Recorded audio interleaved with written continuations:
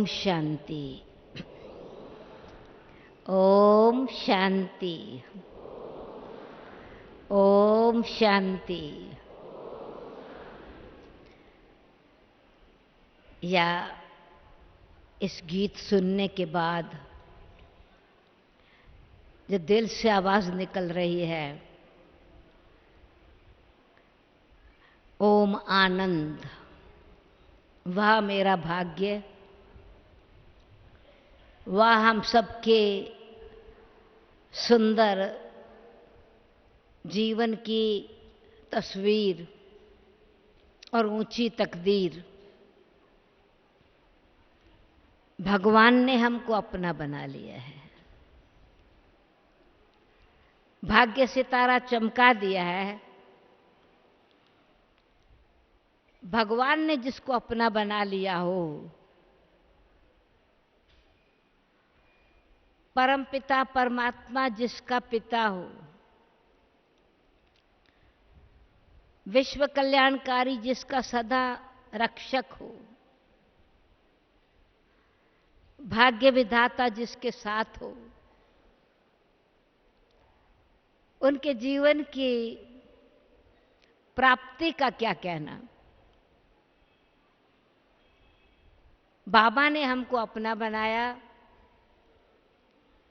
और हमने बाबा को अपना बनाया। बाबा ने तो बनाया, अनादि अविनाशी आत्मा के नाते हम सब उस पिता परमात्मा की संतान हैं।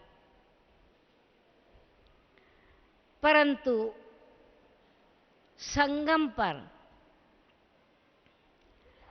जब ब्रह्मा द्वारा बाबा ने अपना बनाया,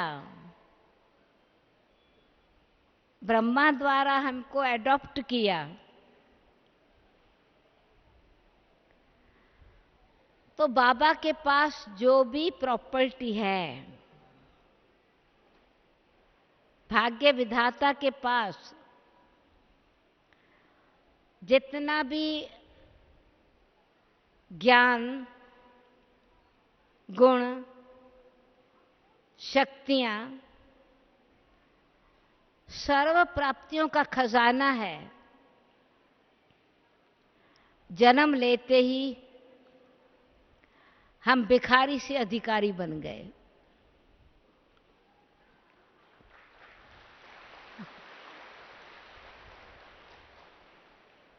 जैसे कल बाबा ने कहा, एक दिन का बच्चा भी अधिकारी है। ऐसे नहीं कि एक साल के बाद जन्म लेते कहा जाता है वारिस आया है। भक्ति में क्योंकि हम विकारी थे तो पुजारी थे,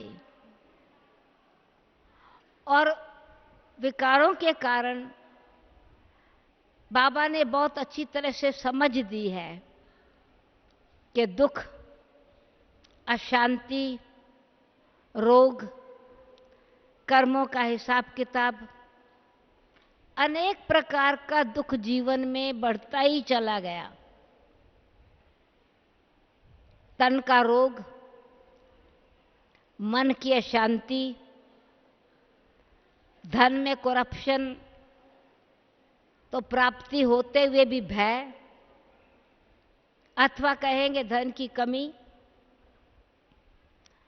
संबंध अथवा संसार के समाज की परेशानी, प्रकृति का प्रकोप, गवर्नमेंट का भय, कर्मों का हिसाब किताब, सब प्रकार से आत्माएं पीड़ित हो चुकी थी। बाबा ने आते ही, बाबा कहते मैं सेकंड में तुमको जीवन मुक्ति का अधिकारी बना देता हूं। जैसे ही सूर्य चढ़ता है तो जैसे रात भर का अंधेरा फिर से रात नहीं लेता अंधेरे को समाप्त करने के लिए, अंधेरे के कंट्रास्ट में सूर्य की लालिमा आकाश में एक सुंदर सुनहरे चित्रकार की तरह आकर्षण में चित्र प्रकट कर देती है। लाइट जगी, अंधेरा भाग गया। ऐसे ही जैसे ही बाबा ने हम बच्चों को ज्ञान दिया, तो पहले जो देह के भान अथवा अपने बारे में अज्ञान था,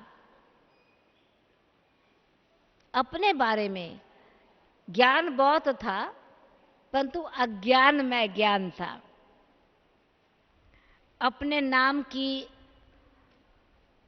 प्राप्ति की, पोजीशन की, परिवार की ये जानकारी तो थी परंतु अज्ञान भरी थी।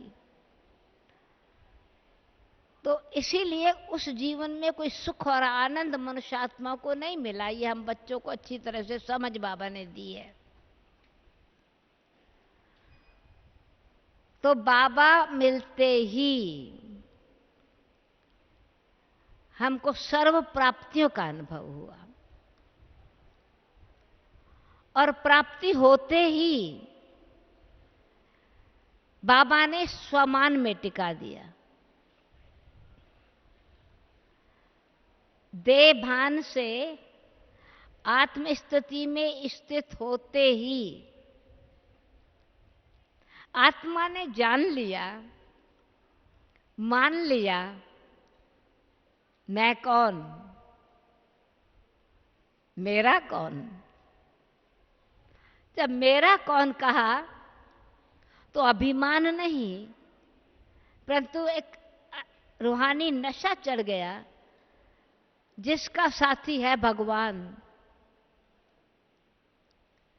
जो इतने ऊंचे कुल में जन्म लेने वाली आत्मा, ईश्वरीय संतान, विष्णु कुल वाली आत्मा, देव कुल वाली आत्मा, उनके पास किस चीज की कमी। तो कमी भी खत्म हो गई, कमजोरी भी खत्म हो गई। आत्मा को महसूसता आने लगी, स्वाभाविक रीति से संस्कार परिवर्तन होने लगे। तो परम पिता परमात्मा की पहली देन ज्ञान मिलते ही, अज्ञान की तो समाप्ति हो रही है और हो गई है, और जितना जितना ज्ञान मिलता चला जाता है ज्ञान गुण रूप में बदलता जाता है, और जितना गुण रूप में बदलता जाता है उतना स्वमान ऑटोमेटिकली आत्मा के अंदर इमर्ज होता जाता है। तो बाबा हम बच्चों को अपना बना के जो अपनी चीज है उसके में फिर हमको भी दाता बना रहे हैं। जो हमको मिला वो केवल अपने लिए नहीं, ये स्वाभाविक रीति से है। दीवा जगता है तो दीवे की रोशनी प्रकाशित करने के लिए अंधेरे को खत्म करने की होती है। फूल खिलता है, सुगंधित फूल की सुगंध सिर्फ अपने लिए नहीं होती,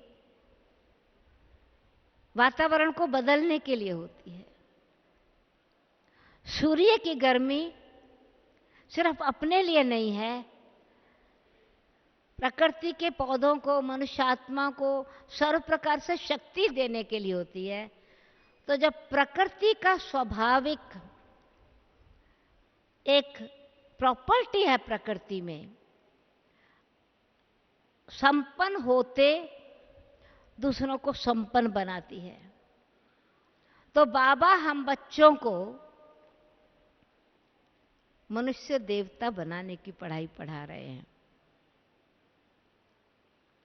और देवता का मतलब देता है, जो देवता पहले मांगता थे, मनुष्य थे तो लेवता थे, लेने की इच्छा रहती थी। अभी बाबा मनुष्य देवता बना रहे हैं। तो है हर एक के लिए यही भावना है कि जो बाबा से हमको मिला है वो दूसरी आत्माओं को देवें। इसलिए रोज की मुरली में बाबा हम बच्चों को कितनी बातें ध्यान पर दिलाते हैं, कितनी सारी रोज शिक्षाएं देते हैं। हम बाबा के साथ क्या कर रहे हैं? बाबा के बच्चे बनने के बाद ऑटोमेटिकली जो पेरेंट्स के संस्कार हैं वो बच्चों के संस्कार बन जाते हैं।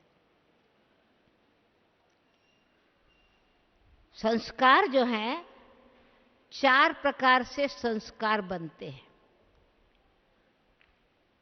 संस्कार, जिस घर में बच्चा पैदा होता है, राजकुल में पैदा होता है तो रॉयल संस्कार हैं। देशभक्त में घर में पैदा होता है तो देशभक्ति के संस्कार आते हैं।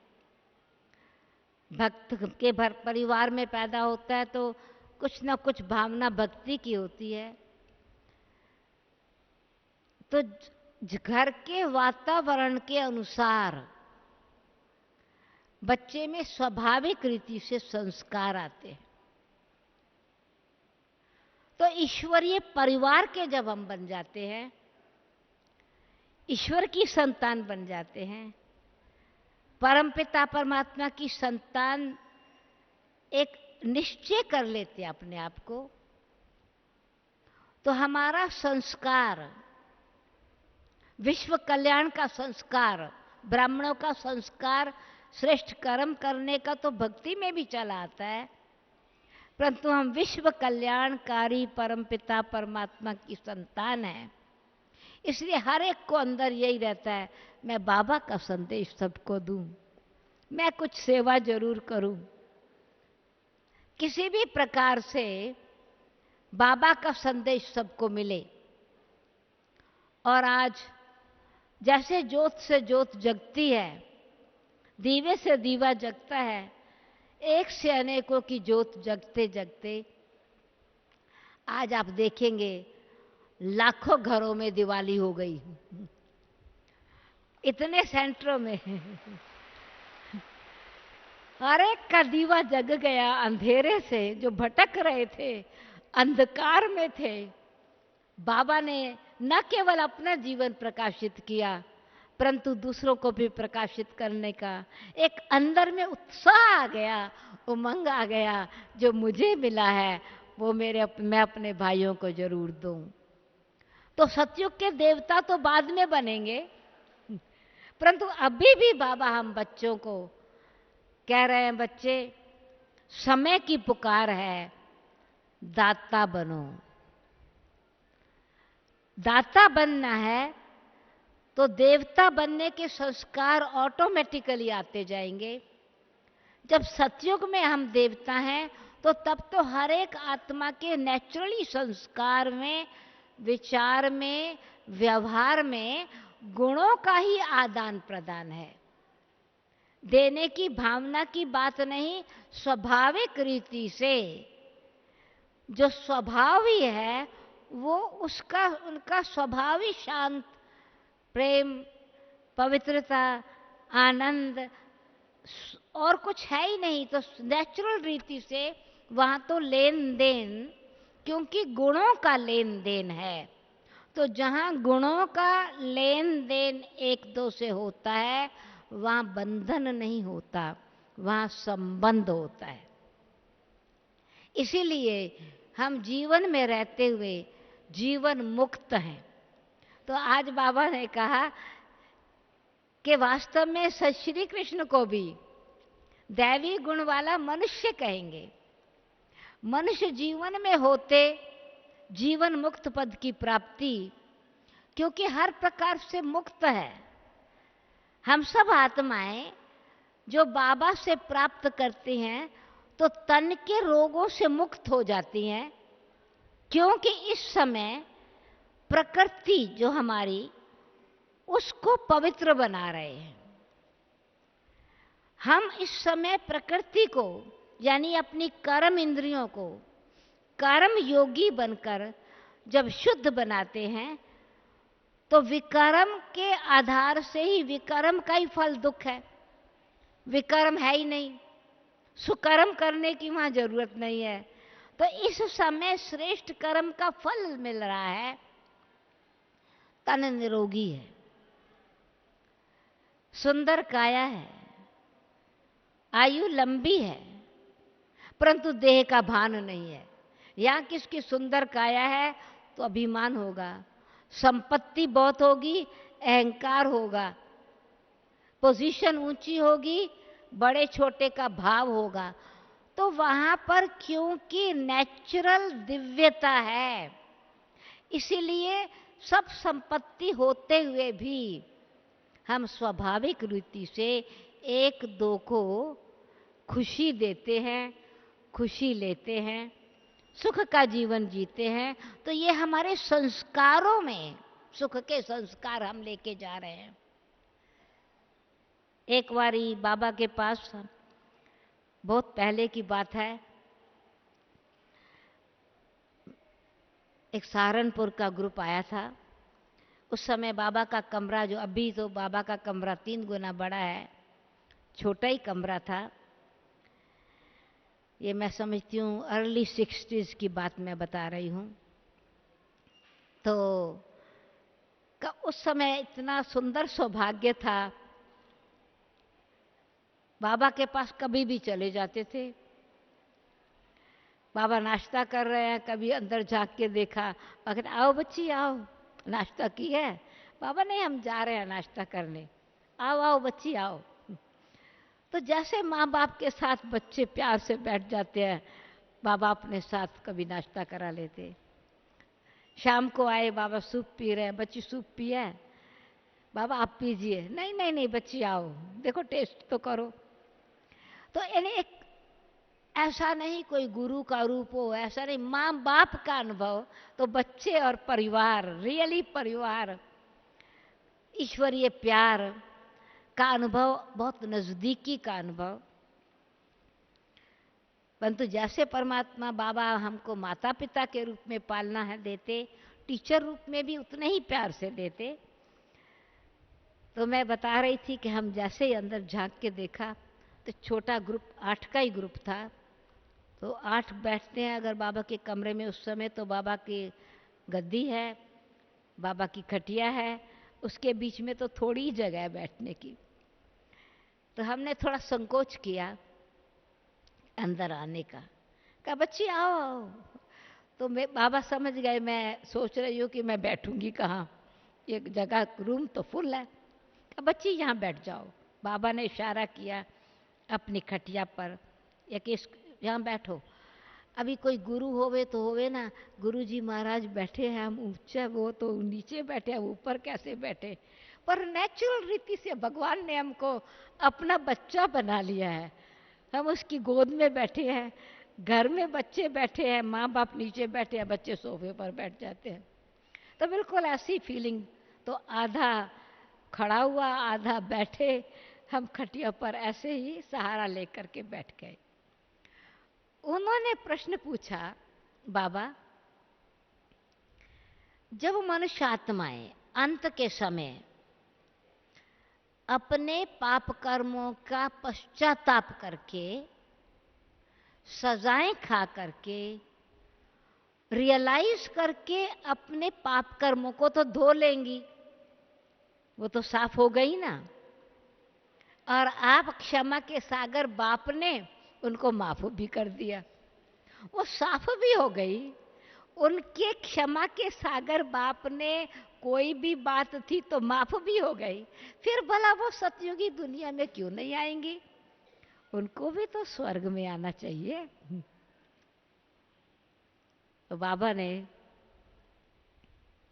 बड़े प्यार से कहा उनको जवाब दिया कि बच्ची आपका जवाब देगी। हमको हमारी तरफ इशारा करते। हमने कहा बाबा प्रश्न आपसे पूछा है, आपसे प्रश्न पूछा इसलिए आप जवाब दीजिए। बाबा ने फिर से कहा बच्ची बाबा कहते हैं बच्ची जवाब देगी इनके प्रश्न का। अब बाबा के सामने ज्ञान सुनाए यानी संकोच होता है, नहीं सुनाए बाबा आज्ञा कर रहे हैं कि बच्ची सुनाएगी। तो उस दिन धोबी घाट था। तो बाबा कोई भी कर्म योगी कैसे बनना होता है, कर्म और योग में कोई अंतर नहीं है। योग में कर्म है, कर्म में योग है, इक्वली बैलेंस्ड लाइफ है, उसमें ब्लिस समाया हुआ है। कर्म में कोई प्रकार की मेहनत नहीं है। वो बाबा के चलते फिरते उठते बैठते बिल्कुल जो बाबा ने कर्म करते योग में रह के कर्म किया, आज वो सीन हमारे लिए योग लगाने का साधन बन गया। क्योंकि बाबा ने प्रैक्टिकल में कितना प्यार से हर बाबा की याद में जो कर्म करते हैं उसमें प्यार भरा हुआ होता है। बाबा के लिए कार्य कर रहे हैं, बाबा के बच्चों के लिए सेवा कर रहे हैं, सेवा का मेवा दुआएं मिलती हैं। ये ज्ञान तो है परंतु सेवा दिल से करते हैं। तो उस दिन क्या था, क्योंकि बाबा तो हमेशा कर्म में सहयोग देते थे, अनाज साफ होता था तो अनाज साफ करने बैठ जाते थे और बाबा को देख के हम सब बच्चे भी बैठ जाते थे। तो जो कार्य एक बोरी आधे घंटे में साफ होनी है, 2-3 बहनें या भाई कर रहे हैं, और बाबा के साथ बैठे सारा झुंड चला गया, कुछ ही मिनट में मशीन की तरह अनाज साफ हो गया।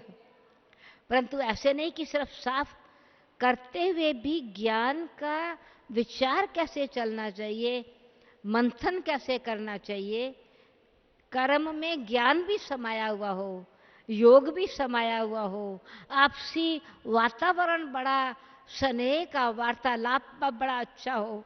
तो कभी कभी जब अनाज साफ होता था तो नेचुरली अगर गेहूं में सुरसुरी लगी हुई है तो बाहर सारी दिखाई पड़ती थी जब छानते थे।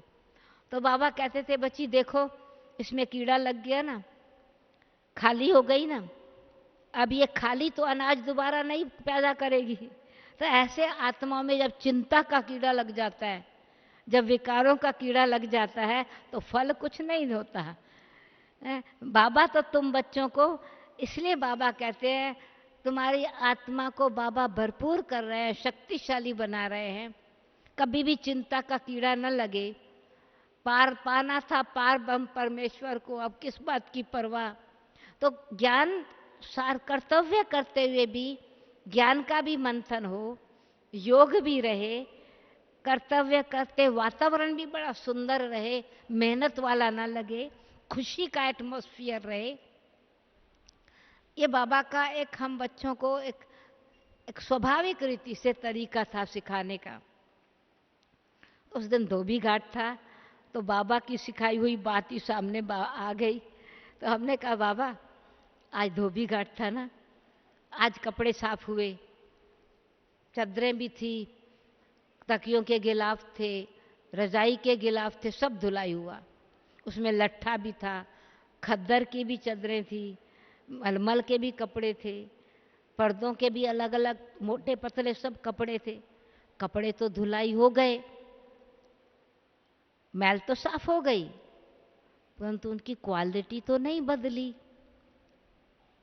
तो ऐसे ही बेशक सब आत्माएं अंत में अपने पाप कर्मों को माफ करा के या पश्चाताप से साफ करके जाएंगी, परंतु उनको तो जो देवी देवता धर्म वाली आत्माएं हैं वो तो सर्वगुण संपन्न बन करके जाती हैं, वो तो 16 कला संपूर्ण बन के जाती हैं, संपूर्ण निर्विकारी बन करके जाती हैं। तो उनको ये प्रभु की देन नहीं मिली। क्षमा तो हो गई, माफी तो हो गई, परंतु प्रभु के प्यार से जो अपने जीवन का सुधार होना चाहिए वो तो उन्होंने किया नहीं, क्वालिटी तो नहीं बदली। आप तो हमको शूद्र से ब्राह्मण बना के श्रेष्ठ कर्म सिखा रहे हो, पढ़ाई पढ़ा करके देवता बना रहे हो, योग सिखा करके पाप कर्मों को भस्म करने की शिक्षा दे रहे हो। तो परिवर्तन धुलाई में के तरीके में अंतर है। वो आत्माएं, तो फिर बाबा ने कहा ठीक बच्ची ये तो ठीक, परंतु सतयुगी दुनिया में जाने के लिए सबसे बड़ी बात क्या है? संस्कार अनुसार जन्म होता है। तो उन आत्माओं में जो गई ना पश्चाताप से, वो खुशी से नहीं गई। अंते मति सो गति, संस्कार जो है वो पश्चाताप से हुए। ओहो प्रभु तेरी लीला, आप आए, हमने पहचाना नहीं, तो प्रभु तो कहा, परंतु पिता से वर्षा के अधिकारी बनने के लायक नहीं बनी। फिर उनको पिता परमात्मा का घर तो मिल गया, शांति तो मिल गई। बहुत सारी बाकी धर्म वाली आत्माएं मुक्ति चाहती हैं, सिर्फ उनको बाबा मुक्ति की प्राप्ति करा देते। शांति घर में जाना है, शांति धाम में जाना है, शांति में बिठा देते। परंतु जिनका बाबा के साथ संबंध टीचर का जुट जाता है, वो आत्माएं योग्य बन जाती हैं ईश्वरीय पढ़ाई और योग से। अगर परमात्मा का पिता के नाते सबको राजभाग देने का पाठ हो तो सारी आत्माएं स्वर्ग के अधिकारी बन जावें। नहीं, ये देवता पद है, ये स्टेटस, पढ़ाई का स्टेटस है। राजयोग से राजाई मिलती है। तो परमात्मा राजयोग की पढ़ाई जो पढ़ाते हैं, वो आत्माएं पढ़ाई नहीं पढ़ती तो राजाई के संस्कार नहीं आते। या तो शांति धाम में जाकर के बैठेंगी, या फिर उनके पास दुख के संस्कार होने के कारण सतयुग की खींच उनको नहीं होती, हमको वापस आना ही नहीं है, वो अनुभव भी नहीं किया है। कई आत्माएं हैं वायलेंस के संस्कार है, कोई कोई धर्म में अपवित्रता का संस्कार भी बहुत है। 4 शादियां होंगी, इतने जितने रचना होगी उतने ही विकार ज्यादा होंगे। उसके आधार से क्या होगा? वायलेंस, हिंसा होगी। तो काम और क्रोध की हिंसा वाले संस्कार सतयुग में तो तुम डबल हिंसक बन रहे हो। बाबा न केवल सर्वगुण संपन्न बना रहे हैं, परंतु डबल अहिंसक बना रहे हैं। डबल अहिंसा वाली आत्माएं सतयुग में जाती हैं। साथ साथ सत्य को पहचान करके आनंद के संस्कार वाली आत्माएं श्री कृष्ण जी को देखेंगे तो झूला झूलते हुए, आनंद का झूला। बच्चों श्री कृष्ण की जन्माष्टमी मनाएंगे तो भी आनंद का झूला झूलाएंगे। तो उस समय तो बाबा ने कुछ थोड़े शब्दों में सब बातों को बताया कि दूसरे धर्म में बेशक आत्माएं या बाकी सब आत्माएं चाहे कोई भी धर्म की हों वापस घर चली जाएंगी, परंतु श्रेष्ठ कर्म के लिए परमात्मा की श्रीमत से जो कर्म होता है, श्रीमत किसकी मत है? श्रेष्ठ मत है। मनुष्य मत और परमत फिर भी मनुष्य लेवल की मत है। श्रीमत जब ये निश्चय जिसको हो गया कि हमको किसकी मत मिल रही है, उनकी किस्मत ऊंची हो जाती है।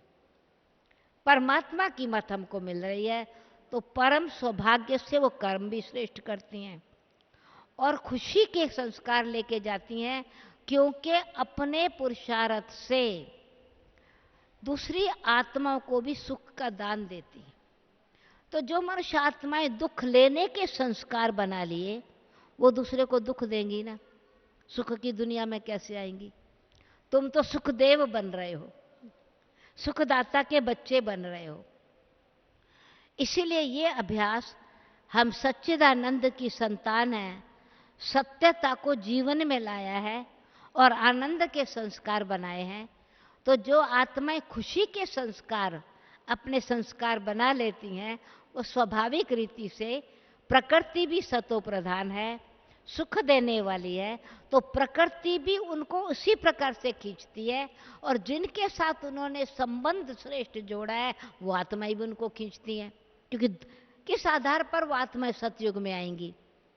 सतयुग में उतरने का आधार है अपना श्रेष्ठ कर्म, प्रकृति का आकर्षण, प्रकृति के साथ भी संबंध, और जिन आत्माओं के जैसे कर्म श्रेष्ठ है उनके संबंध से वही आत्माएं आएंगी ना। लक्ष्मी नारायण के अधिकारी जिन्होंने मम्मा बाबा को पूरा फॉलो किया होगा, वही सेकंड पद के अधिकारी बनेंगे ना। Lakshmi Narayan the first, Lakshmi Narayan the second. तो वो जो डिनेस्टी चलेंगी, राजधानी चलेगी, उसी लेवल का पुरुषार्थ होगा ना। अष्ट पीढ़ियों तक वो ही उतने ही, जैसे जैसे जैसे चंद्रमा की संपूर्ण प्रकाशित है, उस हिसाब से धीरे धीरे कम होता जाएगी ना उनकी कला। तो रामनवमी है तो वो तो 9th पीढ़ी में हो गए, तो प्रहलाद का डायनेस्टी बदल जाएगी ना। तो इसीलिए जो खुशी के संस्कार, सतयुग वाली आत्माएं, सुख देने के संस्कार वाली आत्माएं, सुख लेने के संस्कार वाली आत्माएं, आनंद में स्थित रहने वाली आत्माएं, दूसरों को आनंद देने वाली आत्माएं, संतुष्ट रहने वाली आत्माएं, संतुष्ट करने वाली आत्माएं, ये देना, देवता बने तो अभी न केवल ब्राह्मण कर्म करने की बात है, परंतु संगम पर हम बच्चों को बाबा दाता बना रहे हैं। फिर तो बाबा की मुरली इतना डिटेल नहीं था, यानी बाबा ने तो जो क्लास में उस समय बताया पार्टी को, बाबा थोड़ा बताते थे, और फिर 2-3 दिन तक वो पार्टी जब है वहीं पर, तो बाबा उसी पॉइंट को बहुत अच्छी तरह से विस्तार से समझाते थे। यही कारण है कि आप देखेंगे कि बाबा की मुरली में एक थीम नहीं होती, अनेक प्रकार की लहरें होती हैं। हम कहते थे सागर की लहरें, यानी जितनी जिस ग्रुप ने बाबा से कुछ पूछा तो उसमें शॉर्ट में बाबा उस समय बताते थे, परंतु विस्तार में फिर उस पॉइंट को दूसरे दिन मुरली में, तीसरे दिन मुरली में, ऐसे मुरली में सुनाते थे। तो मैं क्या बता रही थी, ये कहानी बाबा की अनुभव बीच में इसलिए आ गया कि हम जन्म लेते हैं संस्कार अनुसार, तो अभी हम जो देवता धर्म में आत्माएं जाती हैं, तो हम श्रेष्ठ कर्म से संस्कार बना रही हैं, अपने सुख देने के संस्कार बना रही हैं, इसलिए हम देवता धर्म में जाते हैं। वैष्णव जीवन बन जाता है हमारा, पवित्र जीवन बन जाता है, खान पान हमारा इतना शुद्ध बन जाता है। तो जैसे आज बाबा ने कहा कि श्रीनाथ जी के द्वारे में, श्रीनाथ द्वारे पर 36 प्रकार का भोग, 56 भोग लगता है, सब प्रकार का शुद्ध भोग लगता है, शाही भोग लगता है। तो इस समय जितना हम बाबा की याद में, प्रेम में बाबा को भोग लगाते हैं, भोग बनाते हैं, भोग खिलाते हैं, वो हमारे संस्कार हमारी मूर्ति में भी चलते रहते हैं। तो मूर्ति की पूजा भी उसी संस्कार से होती है, न केवल सतयुग का वो संस्कार सुख की प्राप्ति है। ये श्रेष्ठ कर्म की गति गहन भी है, और बहुत समय तक कर्मों का, जैसे विकर्मों का हिसाब किताब बहुत समय तक चलता रहता है, श्रेष्ठ कर्मों का हिसाब भी बहुत लंबा चलता है।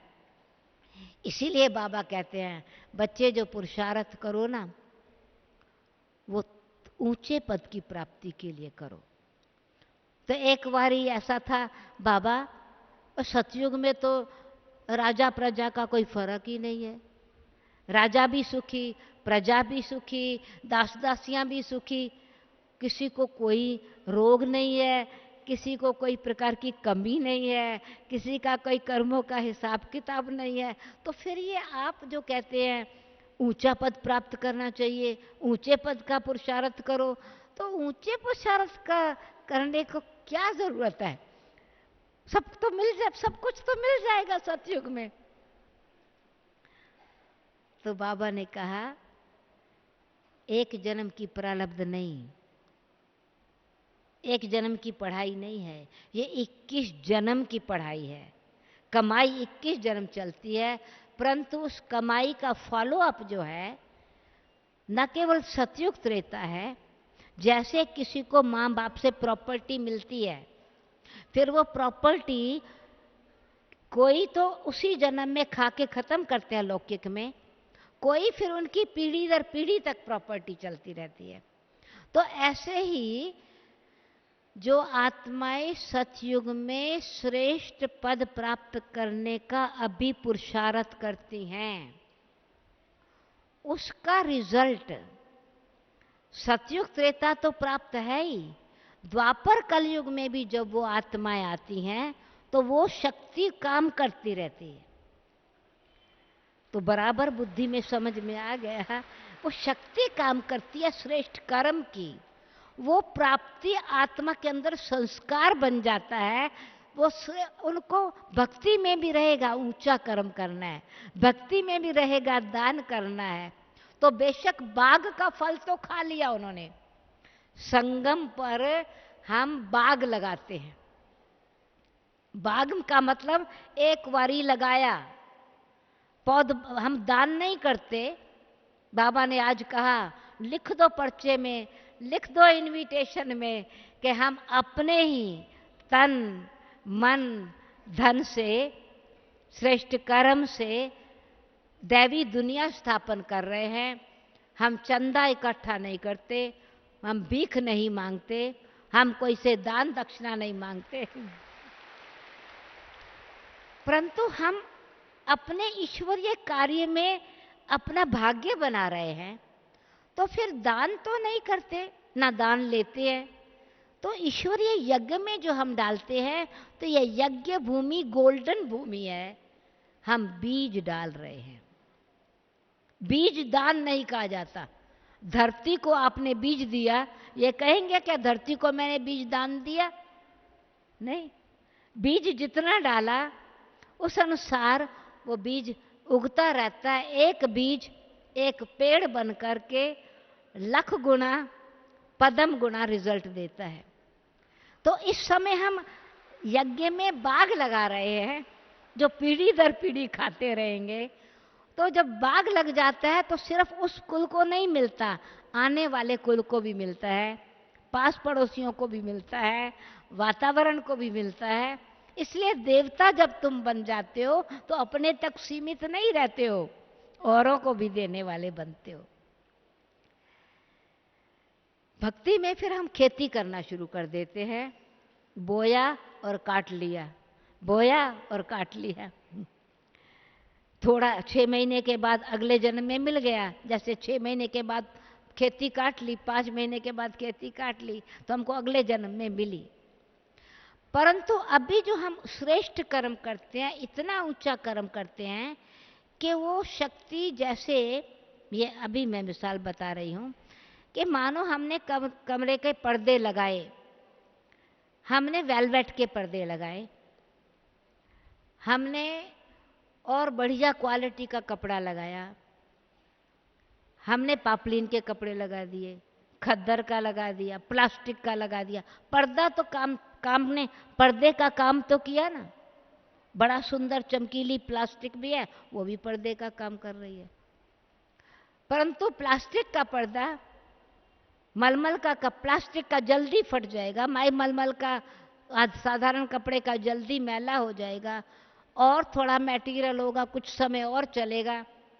वेलवेट का मखमल का पर्दा कर्टन कितने साल चलेगा, मैला भी बार बार नहीं होगा, धोना भी कम पड़ेगा, उसकी ताकत भी काम करेगी।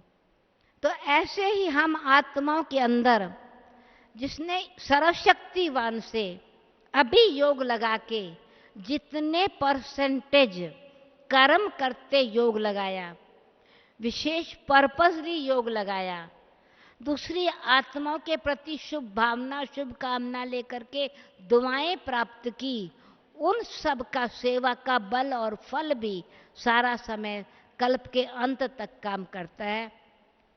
हम ब्रह्मा बाबा का प्रैक्टिकल मिसाल देखते हैं।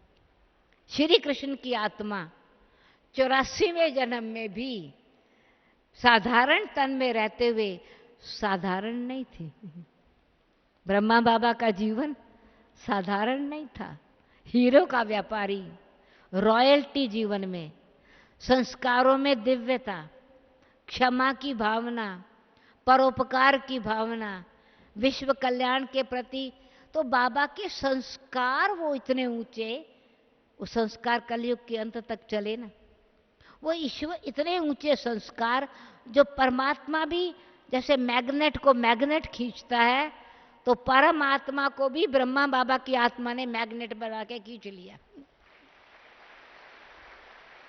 दिव्यता, पवित्रता और श्रेष्ठता के संस्कार।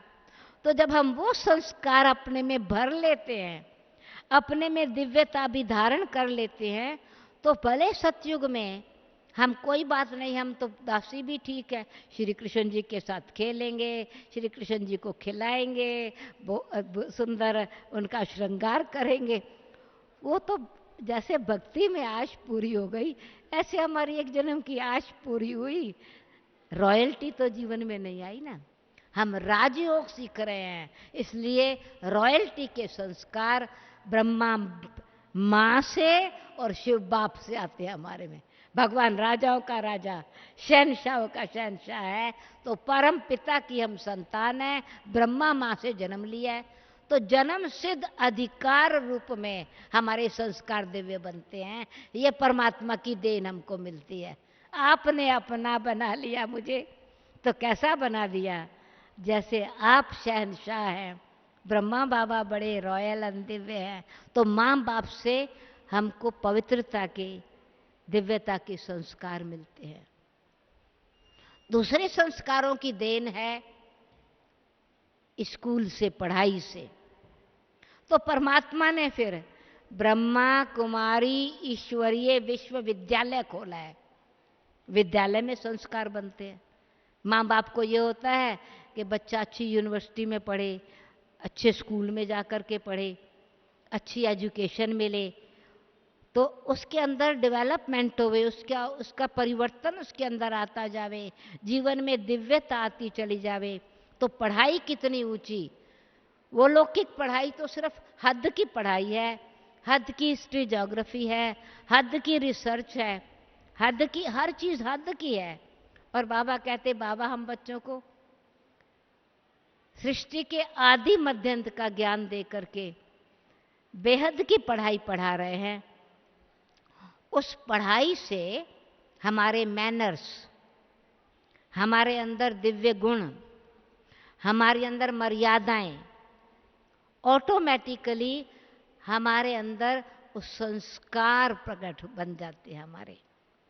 तो दूसरा एस्पेक्ट है परमात्मा की देन, दिव्य संस्कारों को बना देते हैं। तो टीचर बन करके जो हमको देते हैं, वो हर बात में फिर शिक्षा देते हैं कि कैसा भी कोई है, लेवता नहीं बनो। कल की बात पर कहा ना, समझ मिली है ना, पढ़ाई पढ़ रहे हो ना, चलो किसी का संस्कार अच्छा नहीं है, दुख देने वाला है, निंदा करने वाला है, चुगली करने वाला है, वातावरण को खराब करने वाला है, तो आप उसको लेते क्यों हो? समझ आ गई ना, अच्छा नहीं है, अच्छा नहीं है, लेने लिया क्यों? मोटी चीज तो कोई और हो, ये तो सूक्ष्म चीज है, दिमाग में ले ली, दिल में ले ली, मतलब धारण कर ली। तो वो दिल और दिमाग अगर स्वच्छ नहीं है, सच्चाई और सफाई नहीं है, तो फिर दिमाग में ज्ञान कैसे बैठेगा? दिल में बाबा का प्यार कैसे बैठेगा? पढ़ाई में भी मन नहीं लगेगा, एकाग्रता नहीं आएगी। इसीलिए मान मिले, शान मिले, महिमा होवे, सम्मान मिले, नहीं, लेवता के संस्कार नहीं बनाने हैं। लेवता मनुष्य बन जाता है। लेवता माना मनुष्य, देवता माना देने वाला। तो अभी हम बच्चों को बाबा पढ़ाई पढ़ा के हमारे अंदर एक ऑटोमेटिकली जो खुद सीखा होता है वो विचार से, व्यवहार से, संस्कार से, कर्म से प्रेरणा दे करके दूसरे को सिखाने वाले बन जाते हैं।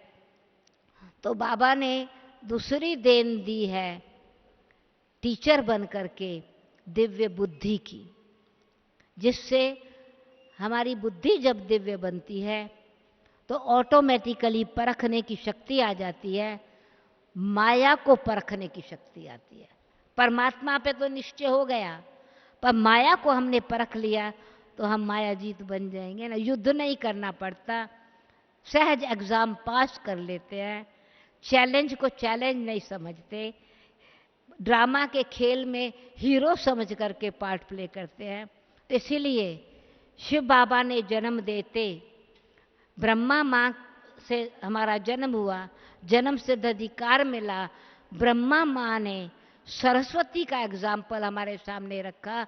विद्या की देवी सरस्वती है, विद्यालय खोला है, इसलिए ब्रह्मा कुमारी ईश्वरीय विश्वविद्यालय नाम रखा है, ताकि हमारी बुद्धि दिव्य बने। तो जब हमारी दिव्य बुद्धि बन जाती है तो संस्कारों में दिव्यता आ गई, कर्म श्रेष्ठ होने लगे। इस हिसाब से तीसरे संस्कार बनते हैं संग से। तो बाबा ने कितना सुंदर संग दिया है। ये सत्संग में हम बैठे हैं, रोज की पढ़ाई अकेले पढ़ो, हाँ अच्छा है, हाँ आजकल तो हमको घर में बैठे मुरली मिल जाती है, हम तो नेट पर सुन लेते हैं, हम तो पढ़ लेते हैं। परंतु संग से जो पढ़ते हैं उसमें उमंग होता है, उसमें सर्विस होती है, उसमें उत्साह भरा होता है, और उसमें वो वातावरण की शक्ति होती है। फर्क है, घर में सुन भी रहे हैं ना, डिसिप्लिन नहीं होगा। अच्छा चलो मुरली पढ़ रहे हैं, अचानक ख्याल आया अरे मुझे दूसरे को फ़ोन करना था, चलो फ़ोन कर लेती हूँ, फिर वो पता नहीं काम पर चला जाएगा, एकाग्रता खत्म हुई। अच्छा थोड़ी नींद आ रही है, एक पानी का गिलास पी लूँ, चलो चाय बना लेती हूँ। एक मुरली पढ़ते समय कितने बारी ब्रेक होती है, संग बीच बीच में और होता जाएगा ना, बुद्धि एकाग्रता खत्म होती जाएगी, अंतर्मुखता में फर्क पड़ता चला जाएगा। इसलिए बाबा ये संगठन की जो पढ़ाई है, ये बाबा की पढ़ाई हमारे क्लास बाबा ने खोला है, स्कूल बाबा ने खोला है, यूनिवर्सिटी खोली है, यूनिवर्सल स्पिरिचुअल ट्रुथ्स की प्रैक्टिस कराने के लिए, यूनिवर्सल स्पिरिचुअल एस्पेक्ट को, रूहानियत के नियमों को समझाने के लिए। तो बाबा की पढ़ाई हमारे संस्कार बनाती है, साथ साथ संग, खराब संग लग गया ना, सत्य का संग तारे कुसंग बोड़े, इसलिए बाबा कहते हैं संग में ज़्यादा ध्यान रखो। तो कभी कभी व्यर्थ संकल्प, परचिंतन का संग, बाहर का संग तो दूसरी बात है, अंदर में कोई और संग ना आ जावे, इस पर बाबा इस पर भी ध्यान खिंचवाते हैं। तो संग से संस्कार बनता है, इसलिए बाबा हमको रोज का, सवेरे का सत्संग, दिन भर सत्य बाबा के साथ, सच्चिदानंद के साथ योग लगा के सत्संग, श्रेष्ठ कर्म करते, शाम की योग तपस्या करके सत्संग, इस संग से बनता है। चौथा बड़ा इंपॉर्टेंट एस्पेक्ट है, हमारे आत्मिक स्थिति में स्थित होकर के हम जो भी कर रहे हैं, आत्मा के अपने निजी संस्कार, वो सोल कॉन्शियस में अंतर्मुखी होकर के हम अपने जो संस्कारों में साक्षी होकर के अपने अंतर को देखते हैं। बॉडी कॉन्शियस के दुख, सोल कॉन्शियस से सुख। अभिमान और स्वमान में अंतर, वो सोल कॉन्शियस में जब हम बैठते हैं और आत्मिक स्थिति के अभ्यास में, परमात्म संबंध में, श्रेष्ठ कर्म में, सेवा में, ये जो हमारे जीवन का लक्ष्य विष्णु स्वरूप है, चारों आत्मिक स्थिति में चारों ही सब्जेक्ट की जब पढ़ाई पढ़ते हैं तो आत्मा पढ़ रही है, रूहानी पढ़ाई पढ़ रहे हैं, रूहानी बाप हमको पढ़ा रहा है, रूहानी शिक्षा हमको दे रहा है, तो रूह के अंदर संस्कार भर रहे हैं। इसलिए बाबा कहते आत्मा समझ के बैठो, आत्मा समझ के बोलो, आत्मा समझ के देखो। दृष्टि कैसी होवे? आत्मा देखने की। मस्तक पर लाली कैसी? मस्तक में विचार कौन से होवे? शुभ भावना के। मुस्कुराहट कैसी होवे? देवताओं जैसी। लाली कैसे होवे? मैं भी लाल, तू भी लाल, मेरा बाबा भी लाल, मेरा घर भी लाल। आत्मा के अंदर प्रकाश कैसा होवे? तो बाबा रोज हमारा श्रृंगार कर रहे हैं ना। वो आत्मा के संस्कार, जब आत्मिक संस्कार हमारे भर गए तो उस संस्कारों अनुसार हमारा फिर जन्म उसी कुल में, परमात्म प्यार भी हमें रहेगा, दैवी संस्कार भी रहेंगे, द्वापर में भी भक्ति में श्रेष्ठ कर्म के संस्कार रहेंगे, कलयुग में सब कैसा भी वातावरण होगा अपना बचाव कर सकेंगे, तो बाबा की तरफ फिर खिंच करके आएंगे। इसीलिए सर्वश्रेष्ठ संस्कार बाबा की देन है, फिर उससे ही हम दाता बनते हैं। विधि बाबा बताते हैं ब्रह्मा द्वारा, तो विधाता बन जाते हैं। ईश्वरीय शक्तियां ले लेते हैं तो वरदाता बन जाते हैं। तो दाता, विधाता और वरदाता से वरदान मिल जाता है। इसीलिए प्रभु ने अपना बना लिया, हम मेरे क्या कहने, हमारे क्या कहने, तेरे क्या कहने। तो वाह मेरा भाग्य, वाह मेरा बाबा। ये जो बाबा वाह बाबा, वाह बाबा, वाह बाबा, वाह मेरा भाग्य का गीत गाता है, तो अभी जीवन में वाह वाह हो गई तो माया हवा में उड़ गई। तो इसीलिए अभी हम बच्चे कितने भाग्यशाली हैं, बाबा ने अपना हमको बना लिया। हमने बाबा को अपना बनाया तो सारे परिवार को अपना बना लिया, सारे संसार को अपना बना लिया। इसलिए हमारा एक ही स्लोगन है, one world, one God, one family. तो ऐसे परिवार के हम बच्चे। ओम शांति। अभी योग का समय है, समाप्त करते हैं यहीं पर ही। थैंक यू, बहुत अच्छा। आपको मिनट साइलेंस करेंगे।